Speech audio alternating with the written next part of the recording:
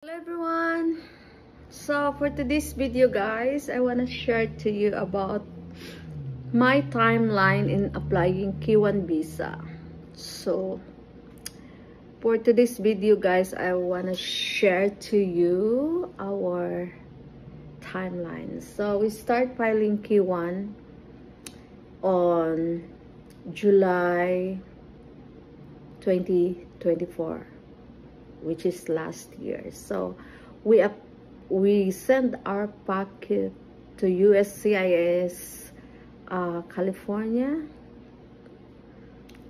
and the USCIS received our packet in June 27, 2024, and we got our NOAA 1 in July 1, 2024.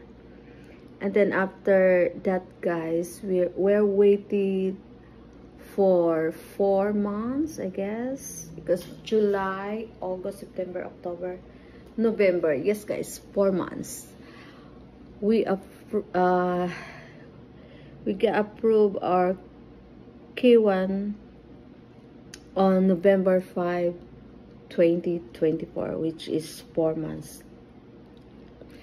Ano lang kami guys, nag-DIY lang. Ako lang at saka sa app yung nag-process. Kasi mahal kasi yung agency at saka it doesn't make any change kung mag-agency ka man or mag-DIY ka man. So, we gathered all our evidence of our relationship.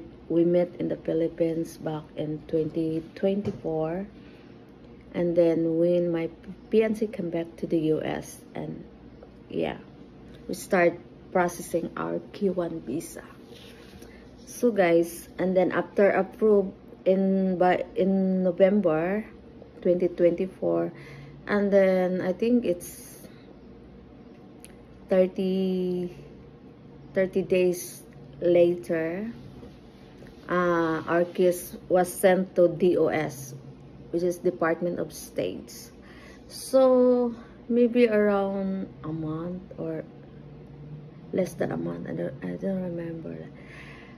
We're having our 2 months after, we're having our NBC case number, and then after that we're waited about,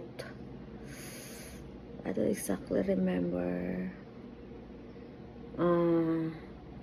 Yes, I remember it's January, and then yes, at the same month our case was in transit, and then after a week,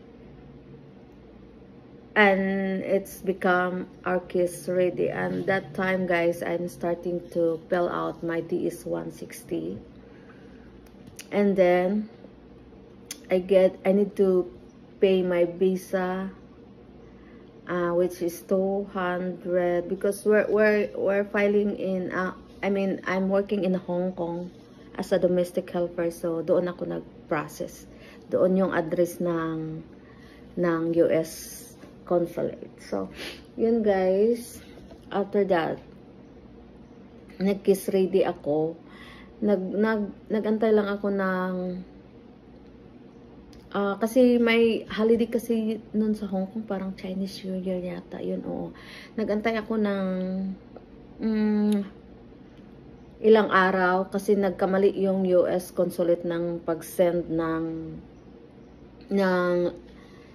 mailing letter. Doon niya sinend sa may kasi sa Hong Kong yung nagpa-process. By the way, divorce pala ako sa Hong Kong.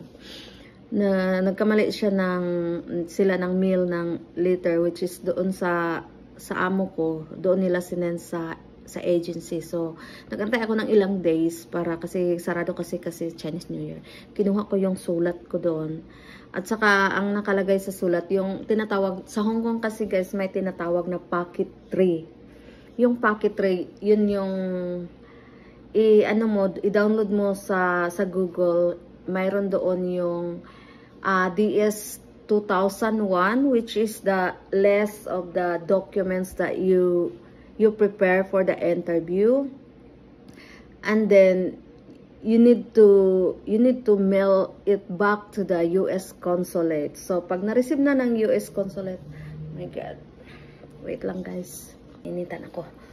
Alright guys, pag na-receive na ng US consulate yung DS 2000 mo, mag-i-email sila sa iyo, sasabihin nila na you are ready for kailangan mo na nang mag-book ng schedule for your interview, and for you to be able to book your interview guys, kailangan mo ng confirmation later galing sa doon sa site, doon sa gagawa ka pala ng pag nagbabayad ka pala ng tawag dito visa, gagawa ka ng account mo sa CGI Federal, which is doon maglalagin ka doon ka magbayad ng visa pay mo, at saka pag nakabayad ka na ng visa, pwede ka nang mag-schedule ng medical mo. Kailangan mo una yung medical mo, tsaka yung interview. Kasi ang nangyari sa akin is 1 week lang yung pagitan ng, kasi kailangan ko talaga kasi na-delayed yung ko, supposed to be diretso yung process ko, kaya na-delayed lang doon sa date ng ng schedule ko ng interview at saka sa medical. Kaya yun, nag-reschedule ako ng interview, which is very hard for me. Ang hirap, doon ako nahirapan sa reschedule ko guys ng slot ng interview, kasi sabi nag-book na pala ako that time, nag-book na ako ng medical ko doon sa wing on house doon sa my central guys, doon ang medical ko, which is mahal. Kung K1 din kayo, makaka-relate kayo dito. Kung ako sa inyo, piliin nyo yung sa Mungkok kasi mas mura. Dalawa lang kasi yung accredited na clinic sa US consulate. So yun guys, pagkatapos ko na revoke yung nag-undergo na ako ng medical ko, which is salamat naman, okay ang lahat. Ang daming vaccine, Diyos ko, ang mahal guys. Ewan ko sa inyo, pero ako, ang mahal talaga, na-required pa nila ako ng COVID vaccine kahit hindi naman mandatory that time, kasi sinabi ng President ng US na hindi na mandatory. Pero yun guys, ginawa ko pa rin, basta ang mahal talaga. Ayoko na lang sabihin gano'ng kamahal. Mag-message na lang kayo kung gusto niyo malaman magkano yung kinastos ko, kasi doon talaga sa, hindi pala ako yung mastos sa F pala. Doon talaga sa medical, doon ang pinakamahal sa whole process ng K1.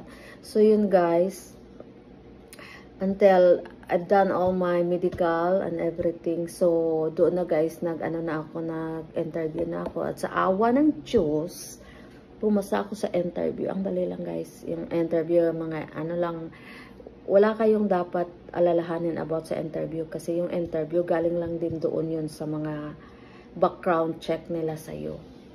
Kaya yun guys, na-approve ako, nag-interview ako which is the whole process guys, umabot lang siya ng 8 months yung sa amin, which is very, very smooth yung process namin. Wala kaming request for more evidence. Wala kaming ganyan.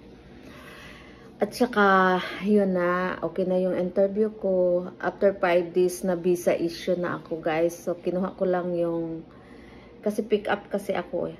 Kinuha ko yung visa ko. Na visa on hand na ako by March. Kung okay lang sana yung, hindi yung mga schedule ko sa by February, visa on hand na ako. Kaya yun guys, kaya lang dinilayed ko na lang yung pagpunta ko sa US, kasi hinintay ko pa yung kapalit ko doon sa bahay ng amo ko. So yun lang guys. So sa mga nagkikiwan visa guys, ang message lang kayo kung mayroon kayong tanong. This is Hong Kong based ha, hindi ito sa Pilipinas. Iba kasi yung sa Pilipinas eh. So yun lang guys, thank you for watching.